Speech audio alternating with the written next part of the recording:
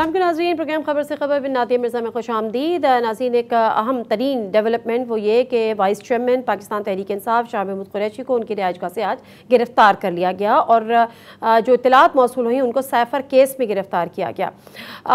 कल हमने एक ज़राए से खबर देखी जो कि अंसार अब्बासी की खबर थी। उसमें उन्होंने कहा कि जो तहरीक इंसाफ के चेयरमैन हैं उनके खिलाफ भी एक मुकदमा दर्ज हुआ है ऑफिशियल सीक्रेट एक्ट का 1923। और आपको याद दिलाती चलूँ कि कुछ बिल तकरीबन 9 के करीब बिल जो अजरत में पास किए गए थे, मंजूर किए गए थे असेंबली से और उसके बाद सेनेट से, उसके बाद कौमी असेंबली से और उसके बाद उसको भेजा गया था सदर मुमलिकत के सिग्नेचर के लिए। सदर मुमलिकत ने उस पर सिग्नेचर नहीं किए थे, लेकिन आज जो इतलात थी उसके मुताबिक सदर ने दस्तखत के बाद ऑफिशियल सीक्रेट तरमीमी बिल और आर्मी एक्ट तरमीमी बिल को पर सिग्नेचर कर दिए, यानी वो एक कानून बन गया। अब देखना यह है कि मामला कितना संजीदा है। उसके अलावा एक और जो इंतहाई अफसोसनाक वाक़या उसका जिक्र करना यहाँ पे ज़रूरी है, क्योंकि आज जो नामजद चीफ जस्टिस ऑफ पाकिस्तान है जस्टिस काजी फाइज ईसा साहब, उन्होंने जड़ांवाला का विज़िट किया। वहाँ पर हमें और आपको पता है कि पिछले 16 अगस्त को जो वहाँ पर सूरत हाल रही और जिस तरह से वहाँ पर क्रिश्चियन कम्युनिटी की इमलाक को जलाया गया, जिस तरह से सारा कुछ वहाँ पर हुआ और किस कस्मा पुरसी में उन लोगों ने वहाँ पर रात गुजारी, ये तमाम चीज़ें हुई। और पाकिस्तान में बड़े अफसोस के साथ ही कहना पड़ता है कि ये पहला वाक़या नहीं है, लेकिन जिस तरह से इस दफ़ा नोटिस लिया गया है, ऑल्दो कि पिछली हुकूमतों में लिया गया था, लेकिन इस वक्त हमने देखा कि नामजद chief justice of Pakistan justice Qazi Faez Isa साहब ने भी आज वहाँ पर विजिट किया और इतलात हैं कि जल्द ही caretaker prime minister Anwarul Haq Kakar साहब भी वहाँ पर विजिट करेंगे। और मौलाना ताहिर उनको हमने देखा, ताहिर अशरफी साहब को, कि उन्होंने क्रिश्चियन कम्युनिटी से हाथ जोड़कर माफ़ी मांगी। तो ये है पाकिस्तान का असल इमेज, और वो लोग जो पाकिस्तान के इमेज को मलियामेट करना चाहते हैं, सबुटाज करना चाहते हैं और मिलाइन करना चाहते हैं, उनसे निमटने की मुकम्मल तौर पर एक स्ट्रैटेजी मुरतब की जा रही है ताकि इस किस्म के वाक़यात से आगे आने वाले दिनों में बचा जा सके। बाकी कुछ चीज़ें हैं जो कि आज के प्रोग्राम में शामिल करेंगे। और आज शाह महमूद कुरैशी साहब ने गिरफ्तारी से कबल एक प्रेस कॉन्फ्रेंस भी की और उससे पहले हमने देखा कि अपने सीनियर रहनुमा उस्मान डार साहब की एक ट्वीट आई और उस ट्वीट में उन्होंने जिक्र किया कि किस तरह से उनके घर को सील कर दिया गया, उनकी फैमिली को घर से बाहर निकाल दिया गया, उनकी फैक्ट्री को सील कर दिया गया, उनके बिजनेस को ठप कर दिया गया। ये तमाम चीज़ें हमने डिटेल देखी। और उसके बाद उस्मान डार साहब की जो वालदा हैं, जिनके साथ पहले भी किस तरह से मैन हैंडलिंग की गई थी, उनके सर से दुपट्टा खींचा गया था, उनको ज़दोकोप किया गया था, आज उनका एक वीडियो बयान सामने आया। क्या कह रही थी, जरा वो सुनते हैं। पहले वो कौन लोग थे जिन्होंने मेरा घर तोड़ा, घर की कोई चीज ना छोड़ी, उसके बाद मेरे सर से दुपट्टा उतारा, मेरे बाल खींचे, आज आपने मेरे घर को सील कर दिया। ये कसूर है हमारा कि मेरे बेटे इमरान खान के साथ थे, पीटीआई का इलेक्शन लड़ते थे, इमरान खान के साथ है, इसलिए हमें सजा मिल रही है।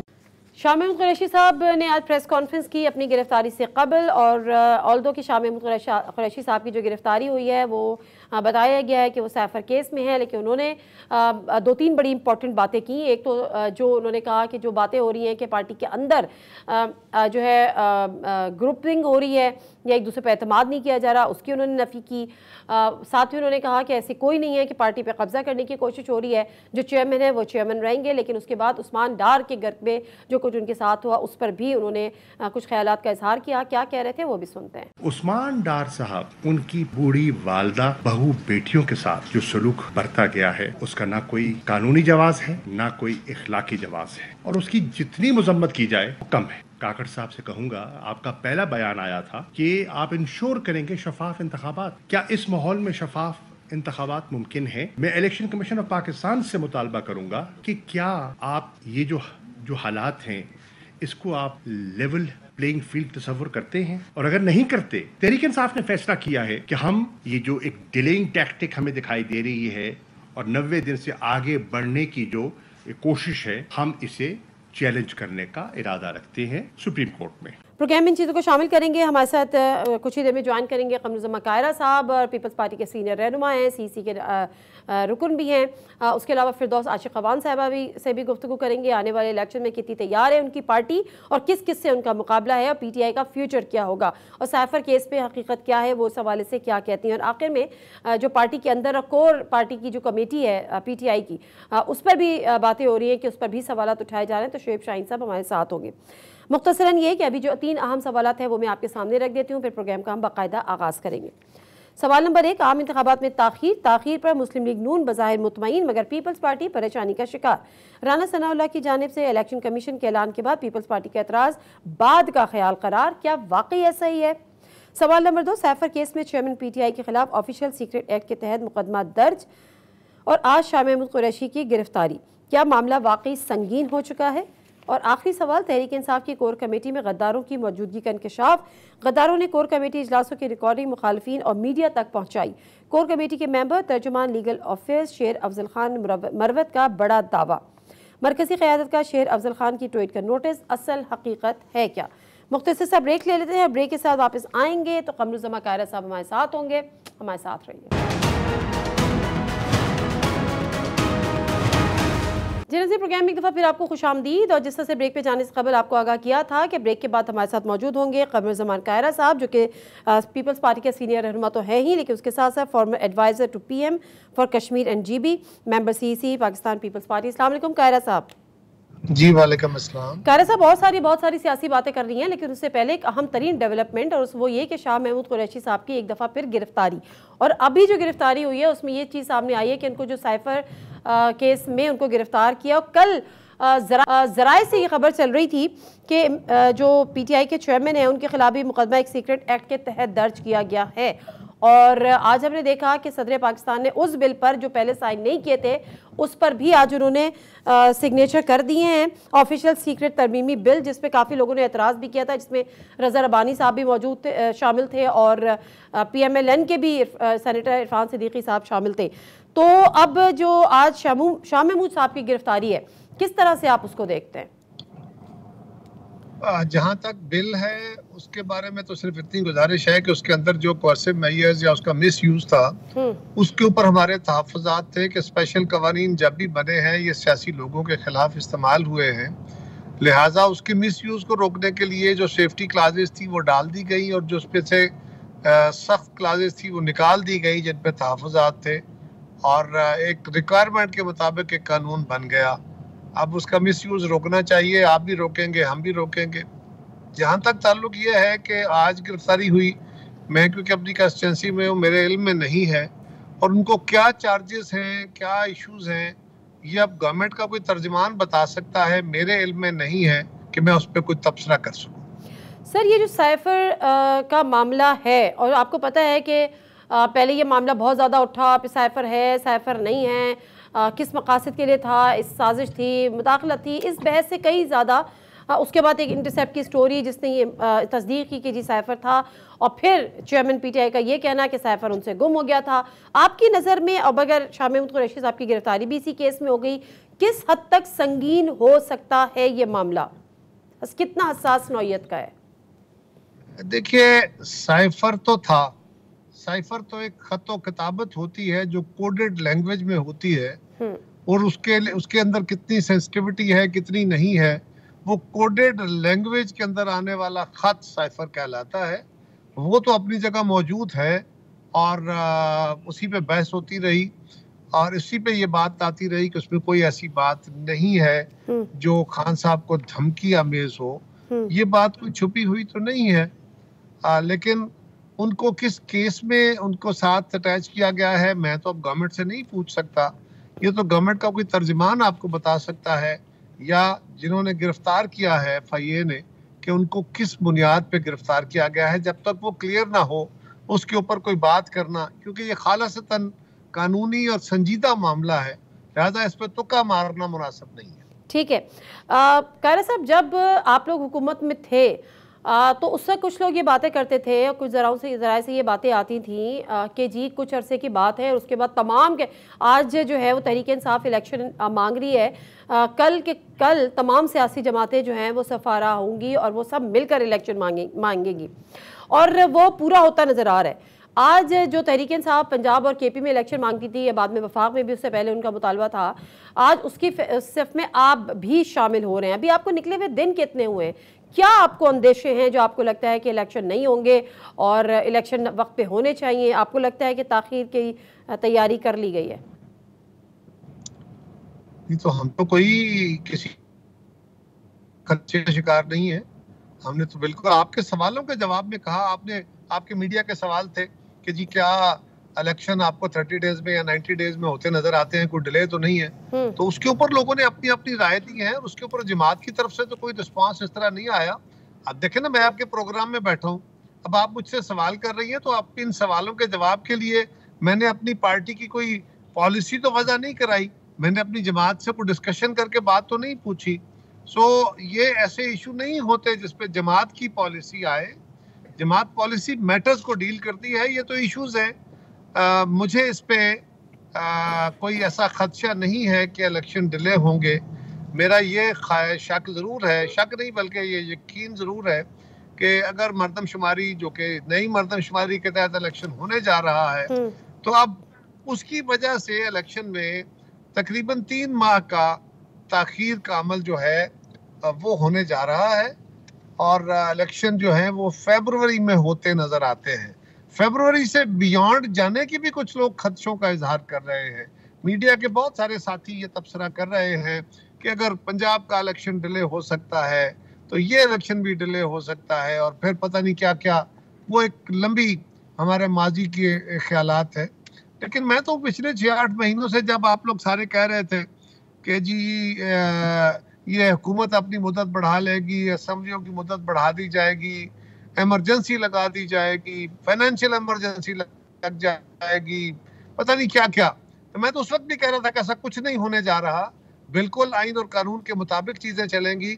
एक बात का खदशा उस वक्त भी हम जाहिर कर रहे थे, शक जाहिर कर रहे थे, शक नहीं था, लेकिन जो इब्तदाई तखमीने आ रहे थे मरदमशुमारी के, उसकी बुनियाद पे हमें यह था कि मरदमशुमारी पे शायद इत्तेफाक राय ना हो। लेकिन मैं रिकॉर्ड पे हूँ और 10 प्रोग्रामों में हूँ कि मैंने बार बार कहा कि अगर किसी वक्त ये हुआ, जो कि बहुत मुश्किल, मैंने ये लफ्ज़ कहा था कि हिमालय सामने खड़ा है इसके, लेकिन अगर ये हो गया कि मरदमशुमारी पे इत्तेफाक राय हो के मरदमशुमारी नोटिफाई हो गई, तो फिर 2017 की मरदमशुमारी जो है वो मशकूक थी, वो डिस्प्यूटेड थी।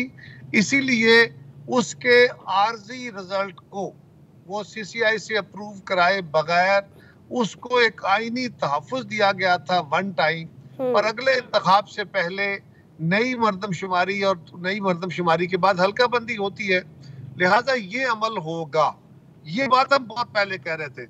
अब उसके बाद फर्दर तो किसी किस्म की गुंजाइश ही नहीं है कि मरदमशुमारी 4 महीने में और 2 महीने के अंदर अगला इंतखाब, ये 5-5.5 महीने के बाद तो कोई जवाज भी नहीं है ना डिले का। सर जवाज तो नहीं है, अभी जवाज नहीं है, जवाज पैदा किया भी जा सकता है, बिल्कुल उसी तरह जिस तरह से खैबर पख्तूनख्वा और पंजाब में हुआ। आप मुझे कुछ शक बता दीजिए ना। मैंने पहले गुजारिश की कि पंजाब की तमसील तो मत दीजिए ना। पंजाब में तो मिड टर्म इंतखाब, मिड टर्म में असेंबली तोड़ी गई, तोड़ने वाला चीफ मिनिस्टर कह रहा था गलत हुआ, तोड़ने के बाद भी कह रहा था गलत हुआ। जो गलत कहता रहा, लेकिन उसने साइन किए थे समरी पे। मैंने अर्ज किया बिल्कुल किए थे, लेकिन आपको ये भी याद है ना कि जिन चीफ मिनिस्टर्स ने गलत असेंबलियां तोड़ी थी, इस मुल्क की असेंबलियां बहाल भी की गई। अदालतों ने बहाल की थी ना सर, अदालतों ने बहाल की थी। तो अदालतों के अंदर क्या हुआ? वो केस अदालतों में भी क्या, अदालतों में भी बार बार बेंच टूटे, अदालतें भी कोई कॉन्सेंट्रेटेड फैसला नहीं दे सकी। बिल्कुल नहीं दे सकी, इसलिए कि नियतें नहीं थी ना सर। इलेक्शन कभी हुकूमत ने हाथ उठा लिए थे, हुकूमत ने हाथ उठा लिए थे कि हम फैसिलिटेट नहीं कर सकते, हम पैसे नहीं दे सकते, हम सिक्योरिटी नहीं दे सकते। आपको अदालत की नियत पे, आपको अदालत की नियत पे भी शक है, हमारी नियत पे भी शक है, इलेक्शन कमीशन की नियत पे भी शक है, तो मैं क्या करूं? नहीं सर, आप कुछ नहीं करें। आप मेरा अगला सवाल सुने, आप कुछ ना करें। आप जिन स्पेकुलेशन की बातें कर रहे थे कि जी स्पेकुलेशन हो रही थी, there is a smoke there is a fire, कि जी हुकूमत अपनी मुद्दत बढ़ा लेगी और बढ़ सकती है, तो ये मौलाना फजलुर रहमान साहब कहते थे कि आइन में गुंजाइश है, हम 6 माह बढ़ा सकते हैं, हम 1 साल बढ़ा सकते हैं। उसको बुनियाद बना के सर ये तबसरे होते थे, बट नहीं आपको स्टोरियां चाहिए होती हैं, वो भी था, वो भी गलत नहीं है, लेकिन फिर मीडिया ने भी कुछ बेचना होता है ना। आप भी अपनी स्पेकुलेशन की बुनियाद पर sir again there is a smoke, there is a fire, there is a smoke. सबसे ज्यादा नादिया जो अफसोसनाक बात है वो ये है कि हम सोशल मीडिया की वल्गर गुफ्तगू के ऊपर अब अपनी असेसमेंट कर लेते हैं, झूठ पे मबनी बातों के ऊपर हम प्रोग्राम शुरू कर देते हैं। ये होता रहा, मैं ये नहीं कह रहा कि सारा ऐसा होता है, लेकिन ऐसा होता रहा अनफॉर्चुनेट। अच्छा चले, मैं अब ये बताएं मुझे कि काउंसिल ऑफ कॉमन इंटरेस्ट में बहरहाल कंसेंसस के साथ एक हो गया, नोटिफाई भी हो गया। अब आप ये कह रहे हैं कि आपको ये शक हो सकता है, लेकिन सवाल यहाँ पर यह है कि अगर फरवरी तक भी इलेक्शन जाते हैं, क्योंकि आपने कहा कि वो पार्टी पॉलिसी नहीं है, आप अपना बयान दे देते हैं। कल नासिर हुसैन शाह साहब थे, वो भी कहते हैं हम अदालतों का रुख करेंगे। आपको भी मैंने कहीं सुना था कि अगर फैसल करीम कुंडी साहब कहते कि हम अदालतों का दरवाजा खटखटाएंगे। मैंने तो नहीं कहा, नहीं, फैसल करीम कुंडी साहब कह रहे थे, कुंडी साहब कह रहे थे, नासिर हुसैन शाह साहब कह रहे थे। कल मेरे प्रोग्राम में नासिर हुसैन शाह साहब ने कहा कि हम अदालतों में जाएंगे अगर मुकर्ररा वक्त पे इलेक्शन नहीं हुए। तो इलेक्शन तो मुकर्ररा वक्त पे नहीं होंगे, ये बात तो तय हो चुकी है। मुकर्ररा वक्त पे ही होंगे सर, 3 महीने में 90 दिन में नहीं हो सकते। इलेक्शन कमीशन हाथ खड़े कर चुका है, उसने कहा दिसंबर तक तो उसको टाइम चाहिए। किसने कहा आपको? सर, इलेक्शन कमीशन ने कहा। मैं बता देता हूँ ना, किसने कहा कि मुकर्ररा वक्त 90 दिन है? इलेक्शन कमीशन कह रहा है कि मुझे 4 महीने का वक्त चाहिए, हल्का बंदियों का एक आईनी तकाजा है, वो मुझे पूरा करना है, और उसके बाद 2-2.5 महीने के अंदर इलेक्शन होने हैं। फरवरी एक गिवन टाइम है, उससे आगे कैसे जाना है? सर, मुल्क में जब एक प्रेसिडेंट सेट हो जाता है तो फिर मेरा ख्याल है कि उसके बाद ये सवाल बनता नहीं है। आज आप उसका जवाब पेश कर रहे हैं, कल कोई इसका जवाब पेश करेगा। और आपको अब एक गुजारिश करूं कि याद रखिए कि भले जवाब बनाया जाए, भले उसके ऊपर मुलम्मा चढ़ाया जाए, भले कोई सिर्फ एक क्या कहते हैं एक जवाब घड़ा जाए, लेकिन आपको आईन के मुताबिक चीजें करनी पड़ती हैं। आपको आईन का गुलाफ चढ़ाना पड़ता है। ये नहीं होता कि आप खुले, फिर तो आईन से वायलेशन करके ही आपने जो करना है ना। सो मुझे फरवरी से ऑनवर्ड कोई कॉन्स्टिट्यूशनल कवर देते हुआ कोई जवाब नजर नहीं आता, बिल्कुल। ठीक है। अच्छा सर, अब एक तो जो जवाब के लिए या इलेक्शन डिले की जो बात हो रही है, ऑल्दो के ज़ाहिर है कॉन्स्टिट्यूशन को अगर हम देखें तो 90 डेज है, क्योंकि आपने 2-3 दिन पहले असेंबलीज को तहलील किया है। अदरवाइज अगर सेम डे होता तो फिर वो 60 डेज होता। अब आप ये कह रहे हैं और हम ये, या इलेक्शन कमीशन उसके साथ बाकी चीजें भी है ना। एक आर्टिकल को नादिया आप इंडिपेंडेंटली नहीं देखते। कानून को भी इसी तरीके से और आइन को भी इसी तरीके से पढ़ा जाता है। बहुत सारे आर्टिकल्स और सब आर्टिकल्स को आपस में मिला के पढ़ना होता है। अगर आप सिर्फ एक आर्टिकल देखें तो बेशुमार आर्टिकल एक दूसरे के रास्ते की रुकावट होते हैं। क्या असल में जी, क्या पीपल्स पार्टी का लाएअमल होगा अगर ये इलेक्शन जो है वो फैब से आगे जाते हैं? तो फैब से आगे जाएंगे नहीं, लाएअमल क्या होना, जा सकते ही नहीं। तो फिर क्यों बातें हो रही है कि हम अदालतों का रुख करेंगे? क्यों कुंडी साहब कह रहे हैं, नासिर हुसैन शाह साहब कह रहे हैं? सवाल कर रही हैं तो इस सवाल का एक जवाब तो मैंने दे दिया कि जी आगे जाएंगे नहीं, तो मैं क्या जवाब दूं? दूसरा जवाब ये हो सकता है कि मैं कहूं जी हम रेजिस्ट करेंगे। तीसरा जवाब ये हो सकता है कि मैं कहूं मैं अदालतों में जाऊंगा, मेरी पार्टी जाएगी। तो ये तो इंडिविजुअल्स की आरा है ना। मैं तो ये कह रहा हूं कि मुझे इसके आगे जाने का कोई जवाब नहीं नजर आता, लिहाजा मैं इस पे बहस ही नहीं करता। मैं मानता ही नहीं कि आगे जाएगा। सर, एक आखिरी सवाल आपसे करना चाहूंगी, क्योंकि जब निगरान सेटअप की बात है, अभी हमने देखा है कि जो निगरान हुकूमत आई है उसने ब्यूरोक्रेसी में भी जो है वो खाड़ पछाड़ की है, सबकी चेंजेस किए हैं। निगरान सेटअप को आपके इल्म में था और ये बात कही जा रही है, निगरान सेटअप को मजीद इख्तियारात देने की वजूहात क्या थी, उसके पीछे क्या था? निगरान सेटअप को क्या मजीद इख्तियारात दिए गए? 3 तरह के इख्तियारात दिए गए। बहुत सारे इख्तियारात जिनका शक था वो खत्म कर दिए गए। 3 इख्तियारात में इजाफा किया गया। एक, उनको सिर्फ डे टू डे अफेयर्स की बजाय पिछली जो 5-6 केयरटेकर गवर्नमेंट्स थी उनकी जो मुश्किलात थी, उनको ये देखते हुए कि डे टू डे अफेयर्स के अलावा उनको जो पाकिस्तान की इमीडिएट नीड्स हैं उसके तहत जारी पॉलिसियों को एडजस्ट करने की इजाजत दी गई।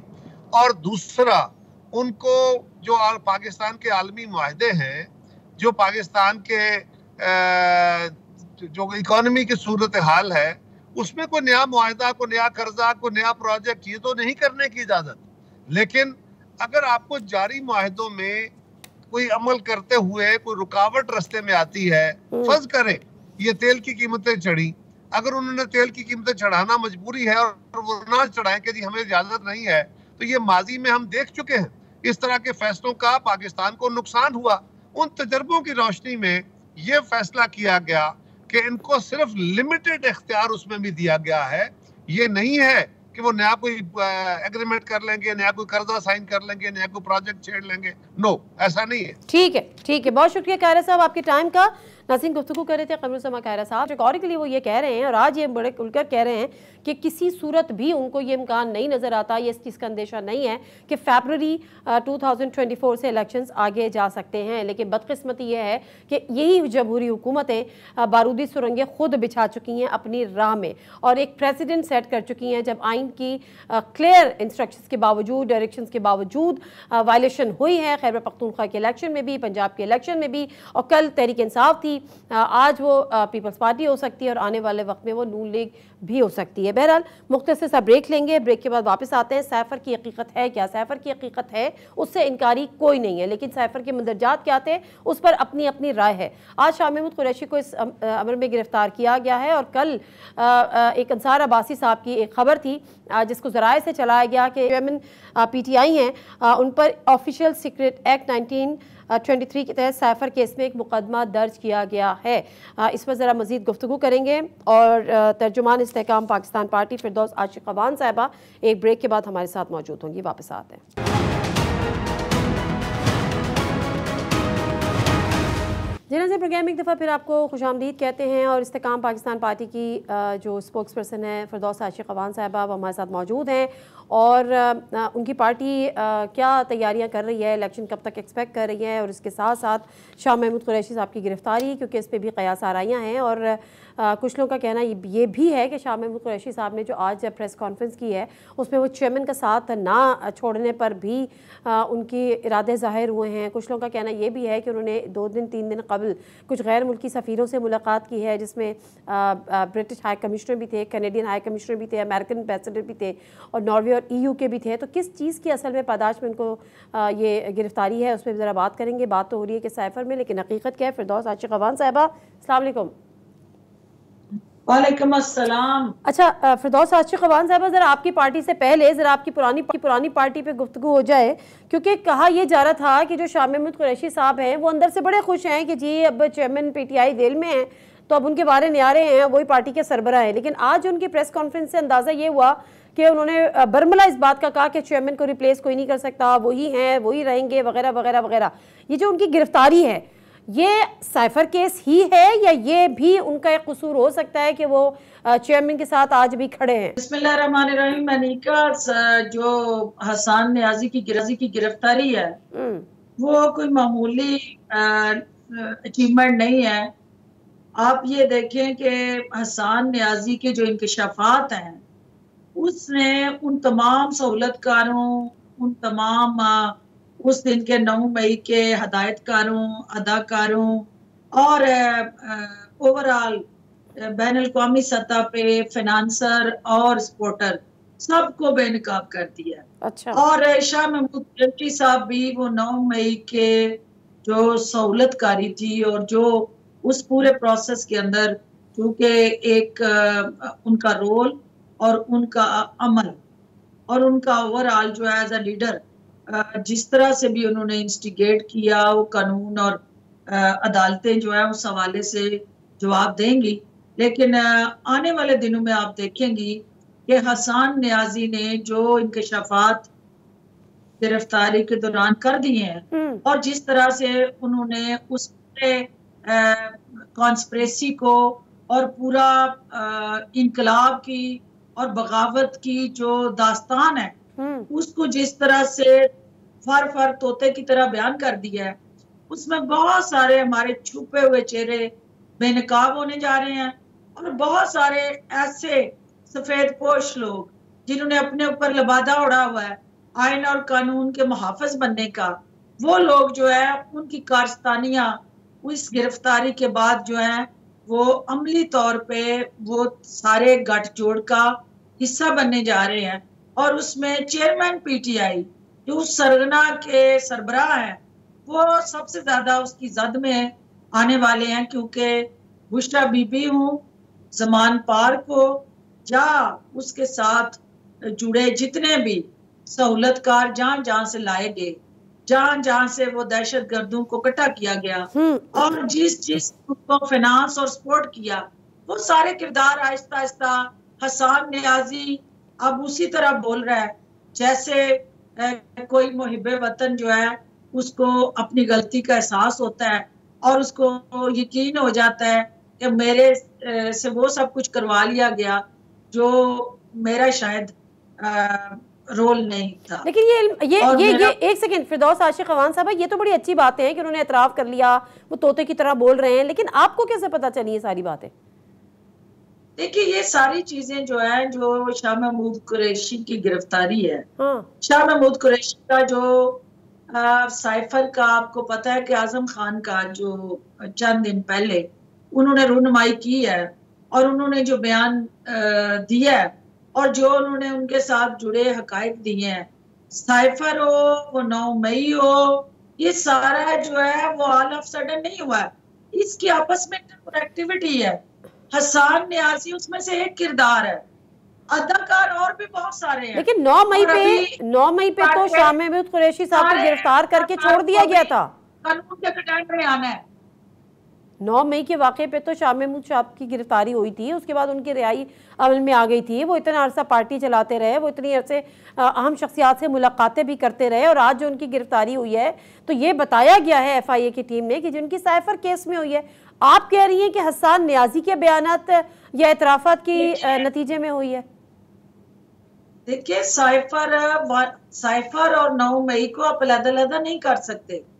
साइफर जो था वो एक उस कंडक्ट करने की जो पॉलिसी थी या हिकमत अमली थी, और 9 मई जो था वो उसका एक प्रॉपर, यानी उस फिल्म का जो स्क्रिप्ट था वो साइफर था, और उस फिल्म की प्रोडक्शन और उसका सिनेमा घर पे लगने का दिन जो था वो 9 मई था। तो लिहाजा वो सारे किरदार इंटरलिंक्ड है। वो सारे किरदार जो है वो इनकलाबी और बगावत करने वाले और रातों रात प्राइम मिनिस्टर के सिंहासन तक पहुंचने वाले, वो सारे का सारा टोला जो है एक करके अब कानून के शिकंजे में आ रहा है। और ये मेरा लीडर ही कहता था कि no one is above the law. कौन सा वाला लीडर आपका? तो शाह कुरैशी हालिया लीडर, जहाँ आप देखे ना कि उन्होंने हमें रटाया हुआ सबक है ना कि कोई मुकद्दस गाय नहीं, तो अब कोई भी मुकद्दस गाय नहीं है। अगर वो भी उस कानून के शिकंजे में आए हैं, उन्हें भी ये समझ जाना चाहिए कि no one is above the law, law is always supreme. चलें इससे आगे निकल जाते हैं साइफा, क्योंकि वक्त कम है, मैं इतना ज़्यादा वक्त ज़ाया इस पे नहीं करना चाहती। ये बताएगा कि इलेक्शंस कब हो रहे हैं, कितनी तैयारी कर रहे हैं आप लोग इलेक्शंस की, कब इलेक्शन में कॉन्टेस्ट करने की तैयारी कर रहे हैं, कब देख रहे हैं इलेक्शंस? सबसे पहली बात तो ये है कि इलेक्शन कराना है इलेक्शन कमीशन, और केयर टेकर गवर्नमेंट जो आई है इसने उसकी सहूलतकारी करनी है। वही एज अ पॉलिटिकल पार्टी जो हमारी तैयारी है, हम ये समझते हैं कि जो 10 साल पहले वोटर लिस्टें बनी, सेंसिस हुआ और उसके मुताबिक हल्के बंदियां हुई, तो आज नई वोटर लिस्टें और नई हल्का बंदियां इस वक्त उस इलेक्शन को साफ शफाफ बनाने के लिए अशद जरूरी है। जब तक आपकी नई हल्का बंदी नहीं होती उस वक्त तक जो है वो फिर फ्री ट्रांसपेरेंट इलेक्शन का इनकाद यकीनी नहीं बनाया जा सकता। हाँ, इलेक्शन कमीशन को इस हवाले से इन जयमगोइयों को, इस अबहाम को, और ये जो बार बार एक गैर यकीनी कैफियत और सूरत हाल है उससे निकलने के लिए जहां उन्होंने हल्का बंदियों का शेड्यूल दिया, वहां साथ ही उन्हें इलेक्शन के शेड्यूल का भी ऐलान करना चाहिए, ताकि जो मार्च के अंदर हमारा सेनेट का इलेक्शन है और वफाक की जो बाकी इकाइयां हैं उनको मुकम्मल होना है। आप अगले इलेक्शन कब देख रही हैं? फरवरी इलेक्शन का होना जो है वो पाकिस्तान की जरूरत है, कौमी जरूरत है, और IPP ये समझती है कि हर हाल में जो सियासी अदम इस्तेकाम है इसका खात्मा करने के लिए हमें इलेक्टोरल प्रोसेस की तरफ बढ़ना है, और मुआशरी अदम इस्तेकाम जो है उसको खत्म करने के लिए राय शुमारी मैटर करती है। मर्दमशुमारी उसका पहला बीज है जिसको बोया गया है, और मर्दमशुमारी उस वक्त तक उसका जो कानूनी और आईनी हैसियत बेमानी है जब तक वो राय शुमारी में नहीं तब्दील होती। और ये हमारा बड़ा पाकिस्तान पार्टी, और हम ये इस्तेकाम पाकिस्तान पार्टी इलेक्शंस कब देख रही है? आपकी नज़र में इलेक्शंस कब होंगे? मेरे ख्याल से तो फरवरी में इलेक्शन होने चाहिए और 24 फरवरी तक अगर कोई tentative date election commission discuss कर रहा है तो उसको फौरी तौर पे अनाउंस करना चाहिए। और अगर आपकी जो है वो मुआशी सूरत हाल, आपके ओवरऑल जो रियासत को दरपेश चैलेंजेस हैं, जो आपके नेशनल सिक्योरिटी के साथ जुड़े मसाइल हैं और जो पाकिस्तान के वजूद के साथ लगे जख्म है, उनको जितनी जल्दी मरहम लगे और पाकिस्तान आगे बढ़े, रियासत ठीक है, मुस्तहकम चाहिए, एक मुस्तहकम सियासत को सपोर्ट कर सकती है। फिरदौस आशिक खवान साहब, वन लाइनर चाहिए। ज़राए के मुताबिक चेयरमैन PTI पर ऑफिशियल सीक्रेट एक्ट 1923 के तहत साइबर केस में मुकदमा दर्ज कर लिया गया है। आने वाले इलेक्शन में या मुस्तकबिल की सियासत में चेयरमैन PTI को देख रही हैं, नहीं देख रही, कहाँ देख रही हैं? देखिए, मुझे इतना पता है कि मैंने अपनी सियासत के पूरे पीक के अंदर जो सबसे ज्यादा अपने आप को पॉपुलर लीडर कहलाता था और जिसकी एक उंगली के इशारे पे सारा कराची बंद होता था और वो 1.5 घंटा तकरीर करे या 2 घंटे तकरीर करे, किसी मीडिया हाउस के अंदर सकत और ताकत नहीं थी कि वो उसका लाइव जो है वो खताब नशर ना करे। और वो पॉपुलैरिटी के घमंड और गुरूर का शिकार वो शख्स जब रियासत से टकराया तो वो मलिया मेट हो गया। उसका वजूद जो है वो पाकिस्तान के लिए नहूसत बन गया और उसका नाम लेना पाकिस्तान के लिए उसी चैनलों के ऊपर जुर्म बन गया। तो मैं साइफर के अंदर अगर चेयरमैन PTI चलान होते हैं या उस जुर्म में गिरफ्तार होते हैं तो मैं उन्हें मुस्तकबिल का अल्ताफ हुसैन बनते देख रही हूँ। बहुत शुक्रिया फिरदौस आशिक खवान साहिबा का। और बहुत बड़ी बात उन्होंने फिरदौस आशिक खवान साहिबा ने कर दिया है कि अगर ये हकीकत है कि साइफर के मामले पर जो मुकदमा बना है तो फिर वो उनको यानी चेयरमैन PTI को मुस्तकबिल का अल्ताफ हुसैन देख रही हैं। और कल हम देखते थे कि अल्ताफ हुसैन का नाम भी इसी तरह से मीडिया पे बैन था। आप पिक्चर नहीं दिखा सकते, आप उनकी कोई ख़बर नहीं दे सकते, आप उनका नाम नहीं ले सकते, लेकिन आज हम उनका नाम ले रहे हैं। तो लेट्स सी कि किसकी प्रेडिक्शन दुरुस्त होती है, फिरदौस आशिक खवान साहिबा की या इसके अलावा कुछ और प्लानिंग है। मुख्तसर सा ब्रेक लेते हैं, वापस आते हैं, हमारे साथ रहिए। जी प्रोग्राम में एक दफ़ा फिर आपको खुशामदीद। और पाकिस्तान तहरीक इंसाफ की कोर कमेटी की अंदरूनी लड़ाई की खबरें आ रही हैं। बहुत सारी अंदरून खाना कुछ रिकॉर्डिंग्स को बाहर पहुंचाने की खबरें आ रही हैं। लेकिन इसके अलावा जो साइफर का मामला है, क्योंकि शाह महमूद कुरैशी साहब की आज गिरफ्तारी अमल में आ गई और ज़राए के मुताबिक अंसार अब्बासी साहब की खबर है जिसमें वो कहते हैं कि तहरीक इंसाफ के जो चेयरमैन हैं जो कि जेल में हैं, उन पर भी एक मुकदमा इसी हवाले से दर्ज हो गया है। शोएब शाहीन साहब हमारे साथ मौजूद हैं जो खुद भी कोर कमेटी के रुकन भी हैं और उसके साथ PTI के वकील भी हैं। अस्सलाम वालेकुम शोएब शाहीन साहब। जी वालेकुम सलाम। शोएब शाहीन साहब, ज़रा कोर कमेटी की अंदरूनी लड़ाई के हवाले से आपसे बात करनी थी, लेकिन उससे पहले ये जो अहम और बड़ी मेजर डेवलपमेंट है शाह महमूद कुरैशी साहब की गिरफ्तारी के हवाले से, वो भी साइफर केस में, किस तरह से आप उनको देखते हैं? क्या इसमें इन्वॉल्वमेंट है? क्या उस पर केस बन सकता है या बना है? देखिए, पहली बात तो ये है कि ये खबरों में आ रहा था पिछले 3-4 दिन पहले से कि कुछ साइफर पे FIR कट गई या कटने लगी है। तो उसके लिए हमने कोशिश की कि FIR की कापी मिल जाए, वो नहीं दी गई। तो FIR की कापी ज़ाहिर नहीं थी तो हमने बेल बिफोर अरेस्ट भी नहीं कराई और बाकी केसेस में हमने बेल बिफोर अरेस्ट कराई हुई है। तो ये तो सेटल लॉ है कि अगर किसी एक केस में बेल बिफोर अरेस्ट हो और दूसरे केस में अगर नहीं है तो उनको इंतज़ार करना चाहिए। बल्कि आज पेशावर हाई कोर्ट ने अपना एक आर्डर जारी करके उसको सर्कुलेट भी किया है, तमाम जजेस को भेजा है कि अगर कोई एक मुलजिम किसी एक केस में बेल बिफोर अरेस्ट पे हो तो किसी भी दूसरे केस में उसको गिरफ्तार नहीं किया जाएगा without permission of that court. ये है प्रिंसिपल। तो इन्होंने हमें बताया नहीं और आज आप ये कह रहे हैं कि शाह महमूद कुरैशी के खिलाफ गिरफ्तार जो FIR है वो 3 दिन पहले आप तक खबर थी कि वो कट गई है? जी, ये आ रहा था अखबारों में या TV में कि जी कोई FIR कटी है या कटने लगी है। वो FIR कटने के हवाले से हमने रब्ता किया, हमें बताया गया कोई FIR नहीं कटी और हमारे बारे में हमारे कोई इन्फॉर्मेशन नहीं थी। ना ही हमें वारंट ऑफ अरेस्ट दिखाया गया, ना हमें ये बताया गया कि जी आपके खिलाफ FIR है। अगर आई होती तो हम तो प्रोटेक्टिव बेल ले लेते, हम बेल बिफोर अरेस्ट करा लेते। हमें तो बाकी केसेस में हमने कराई है तो इस केस पे क्यों ना कराते? ये तो जानबूझ के आज देखें, आज प्रेस कॉन्फ्रेंस थी हमारी 4 बजे 4:30 बजे। अब प्रेस कॉन्फ्रेंस से वापस आए, वो अपने घर पहुंचे हैं तो उस वक्त उनको गिरफ्तार कर लिया गया। तो ये सारा जो तर्ज अमल है, मैं समझता हूँ कि ये बड़ी ज़्यादती है कि आप इस तर्ज अमल से आप PTI को क्रश करने की नीयत से उन लोगों के जो मुहब्बे वतन हमारे लोग हैं, जो बेहतर तरीके से काम कर रहे हैं, उनको आपने क्रश करने की नीयत से ये सारा कुछ कर रहे हैं। और उसके मद्दे मुकाबिल लोग जो इदारों के खिलाफ बोल रहे हैं, ऐसे ऐसे नारे लगा रहे हैं, ऐसी ऐसी बातें कर रहे हैं, उनको आपने खुली छूट दी हुई है। चलिए वो तो बाद में बात करती हूँ, पहले एक और मुझे दराज करें। चलिए ठीक है, शामी कुरैशी साहब को गिरफ्तार कर लिया, मामले की हसासियत क्या है? क्योंकि आज ही हमने देखा कि सदर मुमलिकत ने साइन किए, बल्कि कानून वो बन गया जो ऑफिशियल सीक्रेट तरमीमी बिल, आर्मी एक्ट तरमीमी बिल। उसके बाद कितना ये हसास मामला है, और ज़राए से खबर और भी चल रही है जो अंसार अब्बासी साहब ने भी कल प्रिंट हुई है द न्यूज़ में और दूसरे पेपर में, कि चेयरमैन PTI पे ऑफिशियल सीक्रेट एक्ट 1923 के तहत साइफर केस में मुकदमा दर्ज किया गया है। आप इसकी तस्दीक या तरदीद करने की पोजीशन में हैं? देखिए, हमें तो नहीं पता ना कि FIR कटी है या नहीं कटी। जहाँ तक नए लॉ का ताल्लुक है, वो तो नोटिफाई शायद आज होगा या हो गया होगा। नया लॉ तो इम्प्लीमेंट होगा with effect from today.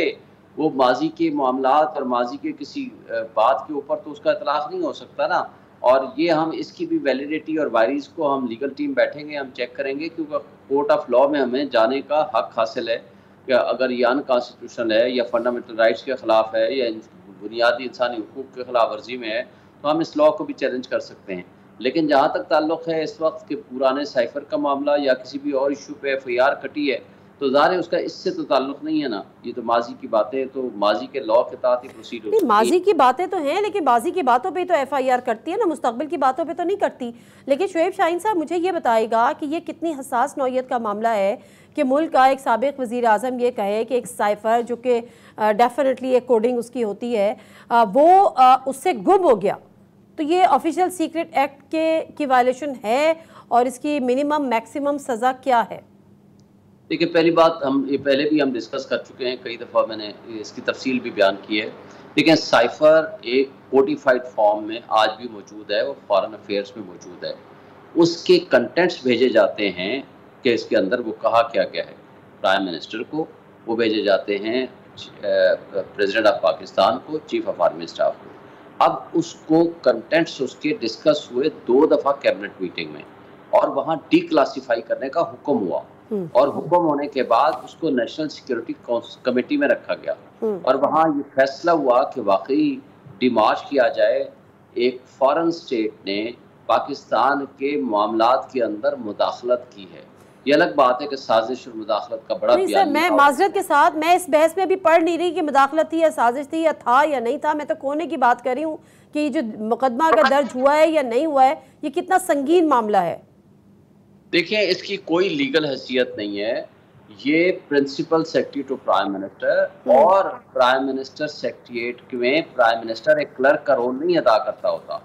Prime minister की ड्यूटी ये नहीं होती कि वो जाकर के उसके कंटेंट्स, वो अनसाइंड होते हैं, उसका कहीं नामो निशान नहीं होता, उसकी कोई वैल्यू नहीं है, और वो लेकिन उसको सिक्योर फॉर्म में रखना ये principal secretary to prime minister और उसमें वज़ीर आज़म हाउस की जिम्मेदारी है।